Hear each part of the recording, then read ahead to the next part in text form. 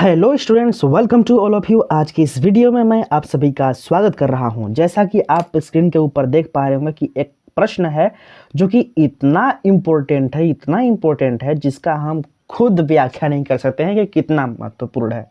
समझे कि नहीं?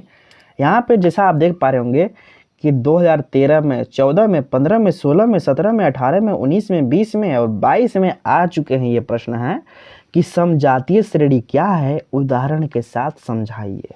ठीक है, तो यह प्रश्न बोर्ड एग्जाम की दृष्टि से बहुत ही ज़्यादा इम्पोर्टेंट है। VIP यानी वेरी इम्पोर्टेंट है, इसीलिए आप इस प्रश्न को ध्यान से समझेंगे।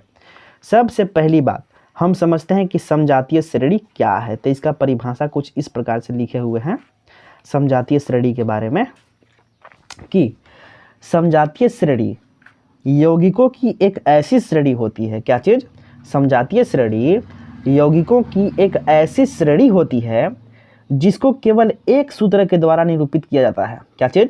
समजातीय श्रेणी यौगिकों की एक ऐसी श्रेणी होती है जिसको केवल एक सूत्र के द्वारा निरूपित किया जाता है। केवल एक ही सूत्र के द्वारा बनाया जाता है जो श्रेणी, उसी को बोलते हैं समजातीय श्रेणी, और वही श्रेणी समजातीय श्रेणी कहलाता है। यानी कि अगर एक ही सूत्र के द्वारा हम कई श्रेणी बना रहे हैं, क्या चीज़? एक ही सूत्र के द्वारा हम कई यौगिकों का श्रेणी बना दे रहे हैं तो उसको बोलेंगे हम समजातीय श्रेणी।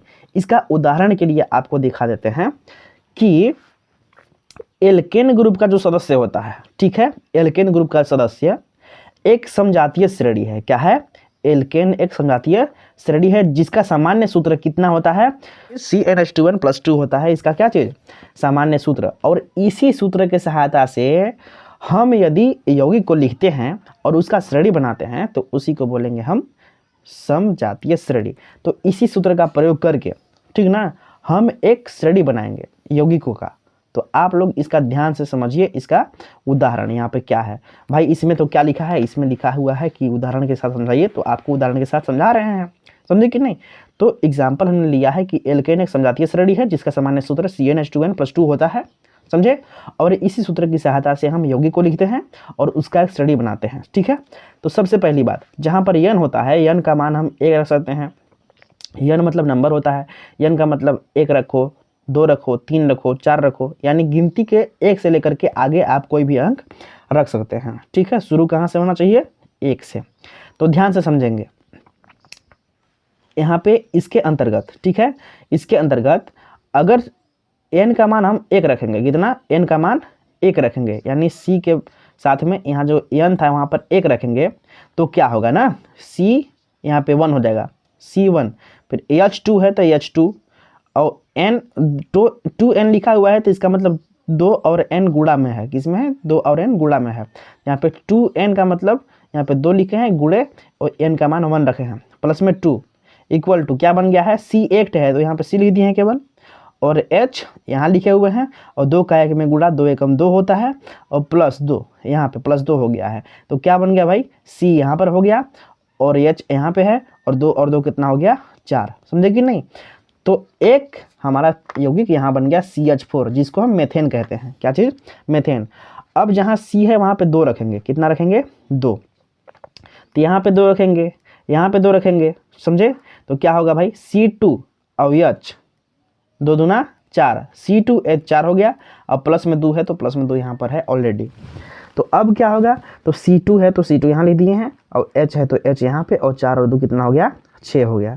तो ये जो बना ये सूत्र, ये हो गया एथेन। क्या हो गया? एथेन। तो मेथेन हो गया, एथेन हो गया। अब देखें, जहाँ पर 1 2 है वहाँ पर अब 3 रखेंगे, जहाँ पर n है वहाँ पे इस बार क्या रखेंगे? 3।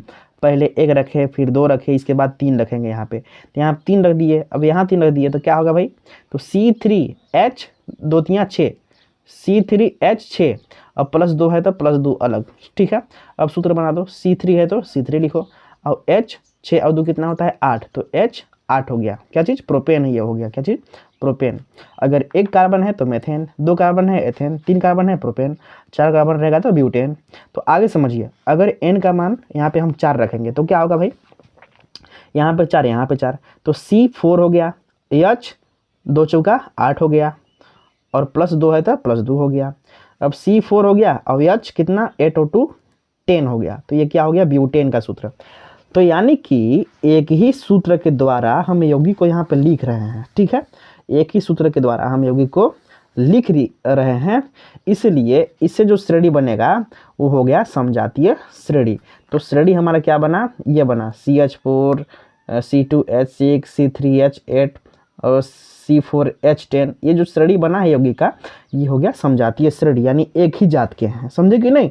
तो यहाँ पर लिख दिए हैं कि इसके अंतर्गत मेथेन, एथेन, प्रोपेन, ब्यूटेन आदि यौगिक आते हैं, समझे कि नहीं ये चीज़। तो हम लोग क्या समझे, समजातीय श्रेणी क्या है, यानी एक ही जात का होना चाहिए, यानी एक ही सूत्र के द्वारा बना होना चाहिए। तो लिखे हैं कि समजातीय श्रेणी यौगिकों की एक ऐसी श्रेणी होती है जिसको केवल एक सूत्र के द्वारा निरूपित किया जाता है और वह श्रेणी समजातीय श्रेणी कहलाता है। हमने आपको एल्केन ग्रुप के सदस्य को लेकर के आपको समझा दिया है। इसका सामान्य सूत्र CnH2 और +2 होता है, और जहाँ N है वहाँ पर 1 2 3 4 रखेंगे, आगे भी रख सकते हैं चाहे तो। इसके बाद जो हमारा इधर यौगिक बन के तैयार होगा, इसका जो आप श्रेणी बनाएंगे, ठीक है, यही होता है समजातीय श्रेणी, समझे कि नहीं। ये हुआ मोस्ट इम्पोर्टेंट ये क्वेश्चन समजातीय श्रेणी, जो कि एग्जाम में बहुत आ चुके हैं, 2013, 14, 15, 16, 17, 18, 19, 20 और 22 में आ चुके हैं। इसलिए आप इस प्रश्न को अच्छे से क्लियर कर लीजिएगा, अगले बार भी चांस है, ठीक है। तो आपसे जाते जाते रिक्वेस्ट करते हैं कि मैक्सिमम स्टूडेंट्स को इस YouTube चैनल के साथ जोड़िए, ताकि हम लोग का YouTube फैमिली और भी ग्रो कर सके। थैंक यू सो मच, मिलते हैं नेक्स्ट वीडियो में नए प्रश्न के साथ, तब तक के लिए आप अपना ख्याल रखिए।